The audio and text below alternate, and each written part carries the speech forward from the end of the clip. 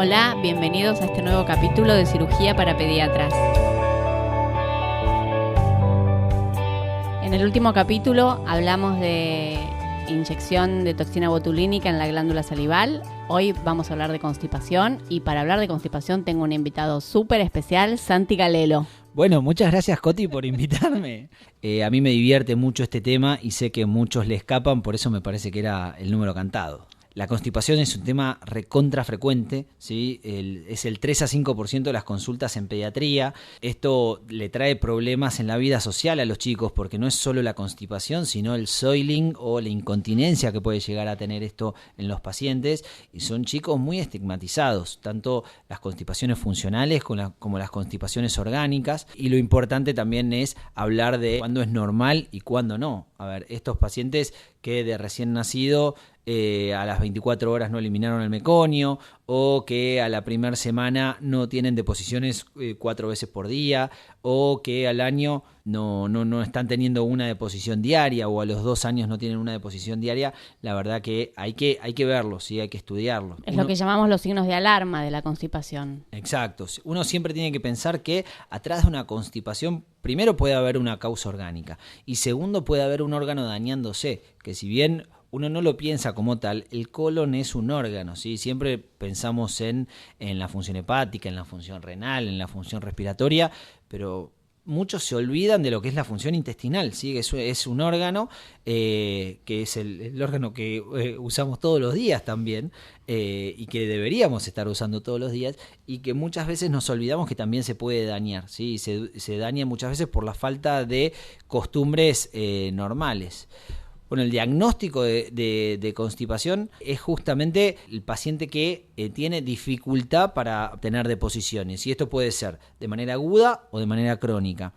Esta constipación justamente puede ser el dolor al evacuar, el no evacuar grandes volúmenes o el no evacuar con frecuencia. Cualquiera de las tres puede ser considerada constipación. Las bolitas. Yo digo, cuando hacen bolitas Exacto. Es que están constipados. Exacto. De hecho, hay una escala que, a mi familia se ríe mucho porque yo tengo una aplicación en el celular que es lo que se llama el Poop Tracker. Es un traqueador de caca que sirve mucho para los pacientes, que arma un calendario de las cacas que hace el paciente.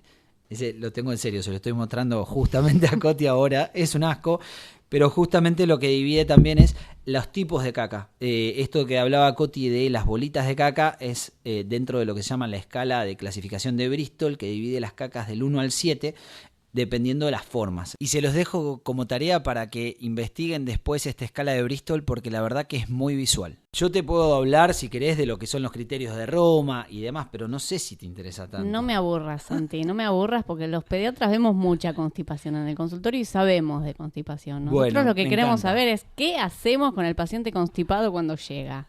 Cuando no llega el paciente constipado agudo a la guardia. ¿Qué hacemos? Me encanta, vayamos al grano. O sea, justamente lo que vos decís, hay dos grandes tipos de constipación. Por un lado, tenemos el paciente que llegó a la guardia y por otro lado tenemos el paciente que llegó al consultorio. El paciente que llegó a la guardia es el constipado agudo, ¿sí?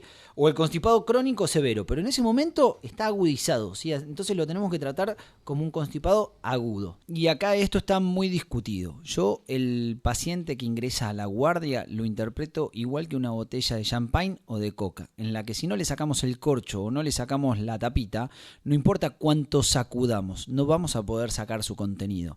Y lo que siento de que el sacudir es esto de darle polietilenglicol por boca o por sonda, que le vamos a dar muchos sobres, le vamos a producir mucho disconfort y no vamos a llegar al objetivo buscado. Mientras que si le hacemos un enema o 2 enemas por vía rectal, van a responder mucho mejor. ¿Por qué? Porque voy a estar sacando la impactación, voy a estar sacando ese corcho, esa tapita, y después sí vamos a poder seguir con la terapéutica del polietilenglicol. Esto lo hace el grupo de Bowel Management, el grupo de Colorado, de Peña y Bishop. A ellos le indican a los pacientes constipados agudos 3 días de 3 enemas por día, revisándolos con placas diarias. Sé que hay gastroenterólogos que no están de acuerdo con los enemas y no los indican, indican el polietilenglicol por boca o por sonda y es totalmente respetado. En mi experiencia eso produce mucho dolor o mucho disconfort, por eso opto por esta otra vía. Y si decidimos hacer los enemas, ¿cómo sería? Por un lado tenemos lo que es el enema de solución fisiológica, que es el que yo más recomiendo, o los enemas con glicerol, que es lo que yo más recomiendo en los pacientes menores de 2 años, ¿sí? Este enema, que le ponemos una sondita, le ponemos solución fisiológica tibia y solo el efecto físico, ¿sí? El efecto del agua a nivel del recto produce la evacuación de esas cacas duras. Los pacientes más grandes responden muy bien al microenema o enemol, que son soluciones preparadas de solución fisiológica con altos contenidos de sal, ¿sí? Son lo que se conoce como un evacuante osmótico salino. ¿Qué es lo que se hace? Es una solución preparada con una punta cónica que se introduce gentilmente sobre el ano y se puede aplicar la mitad del contenido o todo el contenido. En menores de 20 kilos yo recomiendo la mitad del contenido. En mayores de 20 kilos yo recomiendo el enemol entero o el microenema entero. Ahora, ¿qué pasa? Hay pacientes que responden muy bien al microenema porque tienen el recto ocupado y van a responder muy bien al microenema, pero hay pacientes que no van a responder al microenema. ¿Por qué? Porque tienen materia fecal hasta el ángulo esplénico, en el colon transverso o en el ciego, y eso nos pasa habitualmente. Y ese paciente hay que hacerle un enema largo, mal llamado enema de Murphy, porque el enema de Murphy es un enema muy preciso, muy agresivo, del cual yo no estoy de acuerdo en realizar, pero sí estoy de acuerdo en realizar enemas largos en el que podemos colocar una sonda por vía anal que llegue lo más alto posible y le ponemos una solución previamente preparada con solución fisiológica tibia, con glicerol, con aceites, con lo que nosotros querramos, a 5 a 20 mililitros por kilo, que pase en 20 minutos, ¿sí? Y que el paciente lo retenga durante 20 minutos y después trate de evacuarlo. Esto siempre lo mejor es ponerlo en posición de Sims, que sería el decúbito lateral izquierdo, para tratar de que ese contenido del enema llegue lo más alto posible, justamente tratando de producir el efecto osmótico o el efecto irritativo que nosotros estemos buscando en todo el colon izquierdo por lo menos, y evacuar todo ese colon izquierdo. Por supuesto que el paciente post-enema se va con medicación vía oral a su casa. Exactamente, con lo que vos decís, o sea, ese paciente por algo llegó ahí, ¿sí? Puede ser que sea por una intercurrencia, Navidad, se comió todo, no tomó nada de agua, se constipó. Bueno, ese paciente igual recomendamos que por 1 o 2 meses se mantenga con medicación por vía oral. Y volvemos a lo que es el constipado de consultorio, ¿sí? Porque si bien en la guardia vemos un montón, yo creo que ves más en el consultorio. En el consultorio, sí. En el consultorio. Y bueno, Coti, contame vos, ¿qué es lo que le das al paciente en el consultorio vos? Yo empiezo en los pacientes más chiquitos por la lactulosa o en los pacientes que están como recientemente constipados. Cuando tengo un paciente que viene constipado hace más tiempo, uso el polietilenglicol. Bien, me encanta, sí, porque esto es lo que muchos pediatras están haciendo y está muy bien. Antes se sobreutilizaba la lactulosa. ¿Y por qué digo se sobreutilizaba? Porque la lactulosa tiene un mecanismo de acción muy especial. Es un azúcar que las bacterias que están a nivel del colon la absorben, la metabolizan y producen una melasa que aumenta la osmolaridad de la luz del colon y atrae agua a la luz del colon, ¿sí? Pero hay muchos pacientes que tienen resistencia a este tratamiento y no tienen la misma respuesta, sobre todo en los pacientes más grandes, y hay veces que a pacientes que se los venimos dando hace mucho tiempo baja la respuesta y produce algún tipo de tolerancia. Por otro lado, el Varex o polietilenglicol o Agarol o muchas otras marcas, este polietilenglicol es una molécula compleja que no se absorbe, entonces no tenemos dosis máxima. Podemos usar 5 sobres, 7 sobres y muchos gastroenterólogos usan muchas dosis de Varex durante el día y mismo se puede usar durante largos periodos sin ninguna complicación reportada.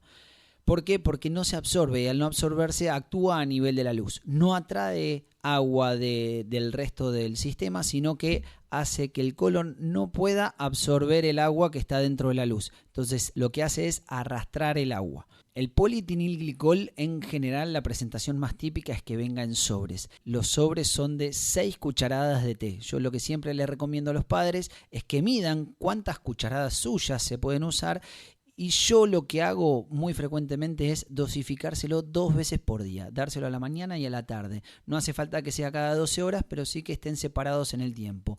¿Por qué? Porque el tránsito desde la boca al ano en general son 9, 10, 14 horas, pero este Varex va a arrastrar el agua y va a llegar al ano, pero va a estar actuando solo en la mitad del día. Entonces yo lo que trato de hacer es que tengan un poquito de Varex durante todo el día y veo mejores resultados. Entonces les digo que le den 2 cucharadas a la mañana y 2 cucharadas a la tarde, y si de repente todavía está constipado, le aumento 1 cucharada a la mañana y 1 a la tarde, o si de repente ya tiene deposiciones diarreicas o ya logré mi resultado, trato de ir bajándoselo muy de a poquito, de manera más bien artesanal. Igual acá es importante explicarle a las mamás que no pasa nada con que tomen el polietilenglicol durante muchos meses. Exactamente. Porque enseguida lo quieren suspender. Me pasó hoy a la tarde. Justamente el lactulón yo creo que no tiene grandes efectos adversos, pero sí tiene un índice de tolerancia bastante importante. Entonces, si uno lo usa por largos periodos, va a perder respuesta, y el polietilenglicol no le pasa lo mismo. Lo que sí hay que tener en cuenta es que siempre tiene que estar asociado a una gran ingesta de agua. Ese chico que no está respondiendo al uso de polietilenglicol muchas veces es porque no está tomando suficiente agua. Entonces ese polietilenglicol no tiene agua para arrastrar dentro de la luz. Recordemos que no atrae agua del sistema, sino que arrastra la misma agua que está dentro del colon. Santi, si el paciente toma mucha agua y aún así no responde... Ese paciente que no está respondiendo a 2 sobres de Varex por día, no nos quedemos con que podemos seguir aumentando la dosis. Si bien lo podemos hacer, lo mejor es estudiar el por qué está pasando esto. Entonces, derivémoslo a un gastroenterólogo, derivemos a algún equipo multidisciplinario como el que tenemos en Fundación Hospitalaria, donde haya un nutricionista, un gastroenterólogo, un cirujano que puedan ver al paciente desde diferentes puntos de vista, porque probablemente ahí esté pasando algo, ¿sí? Y este paciente merezca una radiografía, merezca un colon por enema, merezca un examen bajo anestesia, una biopsia rectal, una manometría en la que evaluemos los tonos del periné y los reflejos y las fuerzas, cómo le está produciendo el paciente, porque hay veces que hay problemas más complejos que solo el colon que está absorbiendo demasiada agua o un colon que se está moviendo lentamente. El lactulón y los polímeros no son la única medicación. Hay varias medicaciones, se dividen en diferentes grupos. Están lo que se llaman los emolientes. Los emolientes yo se los recomiendo en el paciente que tiene una fisura anal, que tiene un hemorroide, que tiene alguna lesión, que ese emoliente hace que las cacas se hagan más suaves, ¿sí? Es el docusato de sodio, la medicación que está disponible, pero tardan de 1 a 3 días en hacer efecto. Después están los tratamientos con fibras, que es el Metamucil, el Benefiber, el Cirulax, que estos 3 que les nombré están en cualquier farmacia, son de venta libre, se pueden usar de 1 a 3 veces por día y se usan de a cucharadas de té, igual que como les decía con el Varex. También están los lubricantes. Dentro de la dieta le podemos pedir al paciente que le ponga vaselina o aceite. Lo que hace es lubricar el bolo fecal para que se evacúe con mayor facilidad. Esto puede tener alteraciones en lo que son las vitaminas liposolubles, entonces hay que tenerlo en cuenta en pediatría. Vos vas a hablar bastante más, ustedes manejan más eso que yo, así que por suerte estoy protegido, pero ténganlo en cuenta y no lo den en pacientes menores de 1 año. ¿Por qué? Porque el paciente menor de 1 año puede no gustarle, puede pelearse y puede no tener tan protegida la vía aérea y se puede aspirar, entonces no se recomienda. Los laxantes hiperosmóticos son lactulosa y el polietilenglicol, que ya hablamos previamente. También se puede usar la glicerina, que es un irritante intestinal, entonces produce el aumento de la secreción. Y los laxantes que actúan como prokinéticos colónicos son el bisacodilo y el sena. El bisacodilo es el dulcolax comprimidos, que actúa muy bien sobre la motilidad del colon, estimulándolo y mejorando las deposiciones, y el sena, que tiene muy buena adherencia con los pacientes pediátricos. ¿Por qué? Porque viene en forma de chocolate. Al venir en forma de chocolate es mucho más aceptado por los pacientes. Lo que sí es muy difícil de conseguir acá en Argentina, así que probablemente solo lo consigan si sus pacientes viajan, ¿sí? A Chile, a Uruguay. Yo tengo pacientes que lo han conseguido en Chile y Uruguay o en Estados Unidos, pero acá en Argentina por el momento no se consigue. En los pacientes ya mucho más severos, hay 2 medicaciones muy buenas que son el linaclotide y el lubiprostona, que son secretagogos, o sea, son medicaciones vía oral que se absorben, que estimulan a nivel del colon receptores para aumentar la secreción de agua, pero son medicaciones ya mucho más complejas. ¿El supositorio de glicerina? Es excelente bien usado. ¿En quién funciona? En el paciente constipado agudo, en el paciente que está cambiando la dieta, en ese paciente que empezó a comer, cambió la dieta y se constipó, el supositorio anda muy bien, ¿sí? ¿Por qué? Porque la glicerina, como hablábamos recién, es un irritante, ¿sí? Que se diluye. El supositorio de glicerina hay que introducirlo dentro del ano, pero no meterlo hacia el recto, ¿sí? Tiene que quedar en el canal anal. Al quedar en el canal anal, activa todos los arcos reflejos de dilatación. Eso va hacia el sacro y el sacro devuelve el mensaje de que el recto se tiene que contraer y el ano se tiene que abrir para evacuar.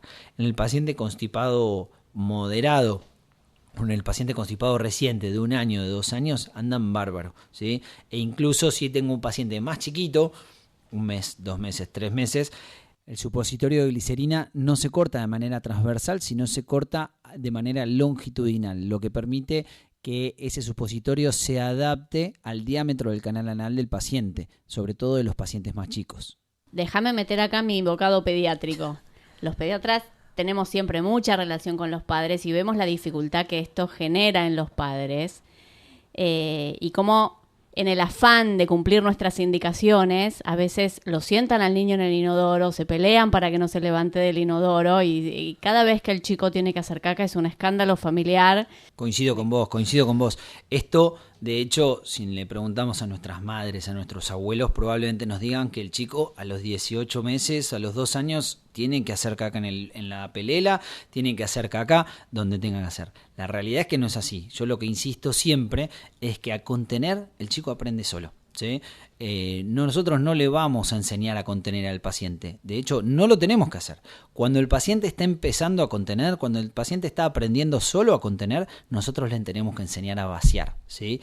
Nosotros le tenemos que enseñar que es saludable ir al baño, que es saludable sentarse de una determinada manera, con los 2 pies en el piso, con las piernas abiertas, sin la ropa interior puesta, que si no llega al piso le compro una pelela o le pongo un taburete en el inodoro, pero que tiene que vaciar todos los días, de manera rutinaria, porque así como nos vamos a dormir siempre a la misma hora porque nos agarra sueño, porque así como comemos siempre a la misma hora porque nos agarra hambre, el colon quiere hacer caca siempre a la misma hora porque el colon se mueve 2 veces por día y hay que aprovechar esos movimientos para tratar de que ese movimiento limpie todo, ¿sí? Yo les digo a los padres, usa tu creatividad, porque ese momento no puede ser un momento de lucha o de pelea, tiene que ser un momento de acompañarlo, de alentarlo, pero no de obligarlo, ¿no? Bueno, leer un libro, charlarle a través de la puerta, pero que no sea el estar obligándolo a sentarse en el inodoro. Claro, y tiene que ser estímulo positivo, porque recordemos que a contener va a contener solo, ¿sí? Y si se le escapó, es parte de su aprendizaje o de su maduración que se le escapó. Entonces el estímulo negativo no ayuda, o el castigo, o la reprensión. Lo que sí ayuda mucho es el estímulo positivo de que el paciente entienda de que eso está buenísimo, ¿sí? De que eso para su cuerpo está buenísimo, que evacúe y que evacúe siempre a la misma hora y que evacúe siempre después de comer y que eso estimula reflejos propios que tratando de estimularlos siempre esto se hace mucho más fácil. Y en los chicos más grandes encontrar el equilibrio entre no decirle lo que tiene que hacer pero no dejarlo solo, ¿no? Porque vos no podés hacer caca por tu hijo tiene que ir al baño y tiene que hacer caca. Entonces, no cargar como si fuera un bebé con la responsabilidad de que tiene que hacer caca, sino que acompañarlo, pero dejarle la responsabilidad a él. Exacto. ¿No? Como decirle, yo estoy en tu equipo. A ver, acordate que hoy tenés que hacer caca. ¿Cómo hacemos? Ahí, ¿te sentás, te lee un libro? ¿Qué forma le buscamos? Yo pongo el papel de policía versus auditor. El policía es el que está atrás diciendo qué hiciste, qué no hiciste. El auditor es el que al final del día dice, no hiciste caca, mañana te va a doler la panza. Mirá que te va a agarrar la FIP y te va a convocar. Entonces el papel de auditor es decirle, che, mirá, esto lo tenés que hacer porque no está bueno que no lo hagas, ¿sí? Y explicar, ¿sí? Y hablarlo, sobre todo en el chico más grande, que entiende bien, decirle, mirá, esto está pasando por esto, ¿sí? Y siempre insistir con el ABC, ¿sí? A de agua, tiene que tomar mucha agua. B, lo que entra por boca. O sea, si nosotros le damos grasa, no le pidamos al chico que tenga deposiciones normales, ¿sí? Si nosotros le damos cualquier cosa, va a salir cualquier cosa cuando quiera salir. Si nosotros le damos buena cantidad de fibra, no. Y ahí sí la responsabilidad es de los padres, no del niño. Sí, sobre todo en el supermercado arranca la responsabilidad. En la verdulería. Es verdad. Y la C vendría a ser las costumbres. Nosotros le tenemos que crear costumbres saludables a los chicos para que después sean chicos saludables. Bueno, y ahora viene toda la parte divertida, toda la parte quirúrgica, el Hirschsprung malformado no rectal. Basta, Santi, ya hablaste suficiente. Vamos a hacer algo. La parte quirúrgica sale el mes que viene. Está bueno, está bueno.